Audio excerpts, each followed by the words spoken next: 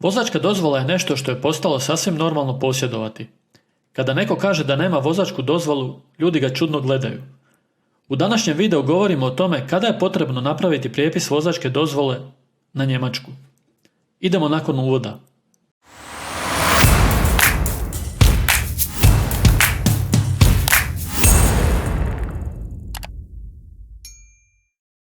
Vožnja sa stranom vozačkom dozvolom u Njemačkoj i da li moram prepisati dozvolu?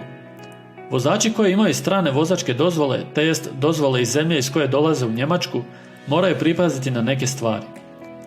Ne samo da moraju paziti koliko dugo voze u Njemačkoj, nego i u kojoj zemlji je izdana vozačka dozvola koju posjeduju. Te dvije stvari odlučuju o tome da li morate izvaditi njemačku vozačku dozvolu ili ne. Neke vozačke dozvole vrijede u Njemačkoj samo određeno vrijeme. Nakon tog vremena vozačka se mora prevesti na njemačku, te jest dobivate njemačku vozačku dozvolu i ne smijete voziti dok to ne uradite. Strana vozačka dozvola, prijepis vozačke. Ako idete na godišnju u Njemačku sa vlastitim ili iznajmljenim automobilom, možete voziti sa vašom vozačkom dozvolom. Ako nemate njemačko državljanstvo i u Njemačkoj ste duže od 6 mjeseci, ili ako imate prijavljen boravak u Njemačkoj, morate prepisati vozačku dozvolu na njemačku. Znači kada se prijavite u Njemačkoj na adresu, imate 6 mjeseci vremena da prepišete vašu vozačku dozvolu. Nakon 6 mjeseci vaša vozačka dozvola više ne vrijedi. I ako vas zaustave, tretirat će vas kao da niste nikada ni položili vozački ispit. Ove odredbe vrijede samo ako dolazite iz zemlje koja nije članica Europske unije. Vozačke dozvole izdane u zemljama Europske unije vrijede u Njemačkoj i možete sa njom voziti bez ograničenja. U većini slučajeva ćete kod prijepisa vozačke dozvole bez većih problema moći napraviti prijepis na njemačku vozačku dozvolu. U nekim slučajevima će biti potrebno položiti dodatne testove, a u nekim slučajevima ćete čak morati i dodatne sate vožnje uzeti. Sve ovisi koje kategorije u dozvoli imate. Zahtjev za izdavanje njemačke vozačke dozvole. Da bi preveli vašu vozačku dozvolu na njemački, morate predati zahtjev u Fahrerlaubnisbehörde. To ćete učiniti u pokrajini ili gradu u kojemu ste prijavljeni na adresu. Zahtjev bi trebali predati prije isteka ovih 6 mjeseci od prijave boravka. Znači morate paziti da vam je vaša vozačka važeća, jer vozačka koja je istekla je dokument koji nije važeći i ne može se prevesti. Internacionalne vozačke dozvole Njemačka isto neće prepisati. Sljedeće dokumente morate ponijeti sa sobom ako idete napraviti prijepis vozačke dozvole. Pasoš ili osobnu iskaznicu, jednu biometrijsku sliku, ako je potrebno prijevod vozačke dozvole, da li je to potrebno to odlučuju u vašoj ispostavi, potvrda da ste položili prvu pomoć, potvrda o zdravstvenom stanju, kod vozačkih za kamion i autobus bit će potrebni dodatni liječnički pregledi sa testom vida i sposobnosti.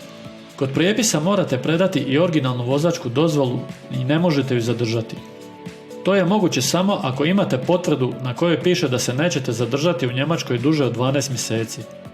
Ta odluka se može razlikovati od pokrajine do pokrajine. Znači ako neće, ne moraju vam ostaviti staru vozačku dozvolu i u većini slučajeva to neće ni učiniti. Nakon što zahtjev bude obrađen, kontaktirat će vas i obavijestiti vas da li morate ići na dodatne testove ili ne. Vrijeme čekanja je različito od pokrajine do pokrajine. Što se tiče troškova, računajte da morate platiti slike, prijevod potrebnih dokumenata i platit ćete troškove izdavanja koje iznose bez dodatnog testiranja 35 eura, a sa dodatnim testovima 43 eura. Eto ljudi, to bi bilo to što se tiče vozačkih dozvola, odnosno prijepisa vozačke dozvole u Njemačkoj.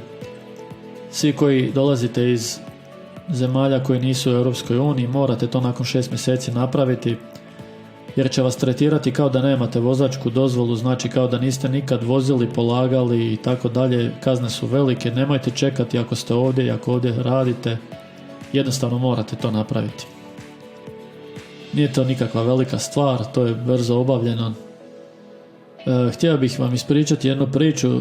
Nedavno jedan poznanik dobio poziv iz policije da mora prepisati vozačku dozvolu iako je iz Hrvatske.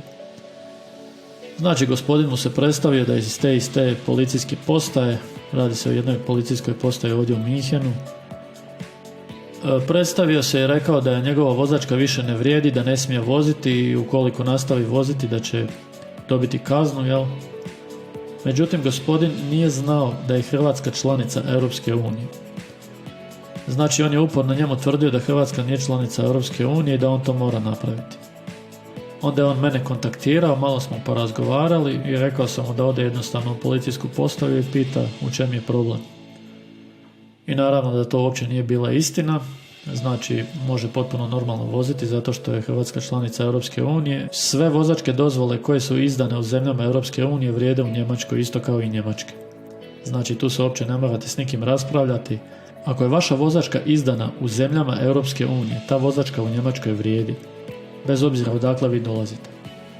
Ima ljudi koji polože u drugoj zemlji vozačku, jel? Vi možete doći u Njemačku i polagati vozački, isto tako.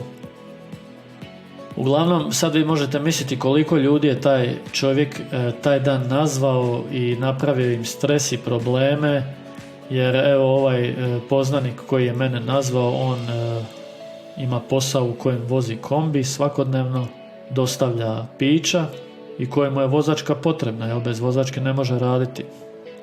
Pa je morao zvati firmu da mu daju slobodno da bi on to išao riješiti, bla bla bla, uglavnom problemi. Nemojte vjerovati sve što vam govore, uvijek provjerite informacije, nemojte dopustiti da vas bune, jer i ovdje u policiji su to isto samo ljudi koji, pod navodnicima rade svoj posao, mogao u Google ukucati da li je Hrvatska u Europskoj uniji ili ne, ako već nije znao, prije nego što je obavio ne znam koliko, 50 poziva taj dan. Eto ljudi, ako niste, zapratite kanal, lajkajte ovaj video ako vam se sviđa, naravno ako vam se ne sviđa stisnite unlike, znači uvijek možete lajkati ili unlajkati video. Tako ako vam se ne sviđa iz nekog razloga, vi stisnite unlike. Komentirajte slobodno ispod videa ako imate neka dodatna pitanja ili ako mislite da nešto u videu nije točno, znači da sam rekao nešto što nije tako, slobodno komentirajte u videu pa ćemo istražiti gdje sam pogriješio. Hvala vam svima, čuvajte se, ostanite zdravi i vidimo se u idućem klipu. Pozdrav!